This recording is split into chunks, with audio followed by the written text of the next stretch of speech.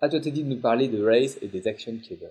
Et oui, dans le dernier épisode qu'on avait fait tous les deux, ou l'avant-dernier, je sais plus, peu L'avant-dernier, parce que importe, ça devait être exact. on a fait, enfin, je vous ai parlé de Rails 5 et ce qu'il allait y avoir de nouveau dedans.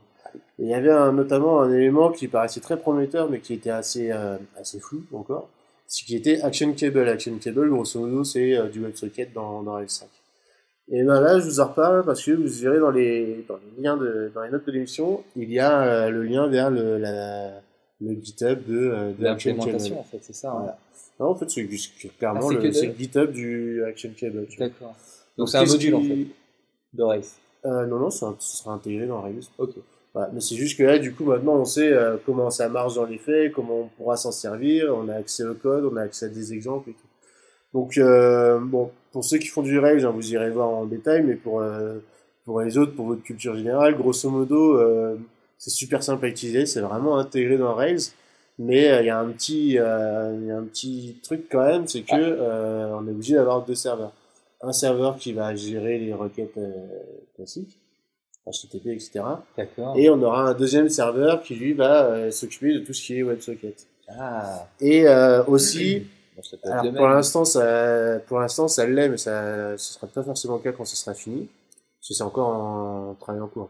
Mais D'accord. pour l'instant, Action Cable dépend de Redis Ah, d'accord. tout simplement pour que quand un message arrive par WebSocket, on le met dans Redis et puis Ouais. les autres. Après, mais donc si j'ai un autre truc qui implémente les API de Redis, ça le fait aussi. Ou ça dépend de Redis en tant que tel. Hmm.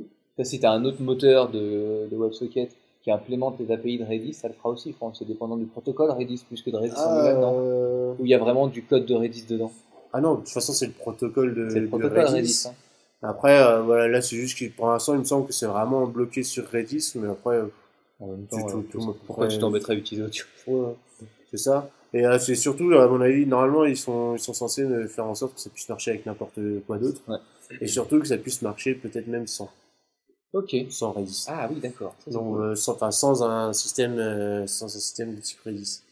Donc voilà. Donc moi j'ai regardé. Il y a un exemple notamment, c'est un exemple je crois que c'est de chat. Ouais. Ou alors j'ai vu quelqu'un d'autre faire un exemple de chat. Mais voilà, il y a plusieurs personnes qui se sont amusées à manipuler. Ou pour ceux que ça intéresse, voilà, vous irez voir la page GitHub de Action Cable. Il y a des exemples avec. Oui. Enfin, il y a un lien vers Un une autre lien vers GitHub les avec Action Cable des Examples. exemples. Voilà. Et surtout, il y a quelques articles déjà de types qui sont amusés avec et qui disent ce qu'ils en pensent, etc. Voilà. Bon, en tout cas, c'est comme c'était prévu, hein, Ça ça a l'air arrive, hein. prometteur. Ouais. D'accord. Et oui, ça arrive normalement, ça devrait Rails 5 il est prévu pour cet automne. D'accord, donc c'est pas encore ready for production, mais il y a déjà tous les éléments Mm. pour se renseigner et se documenter. C'est ça. Nickel.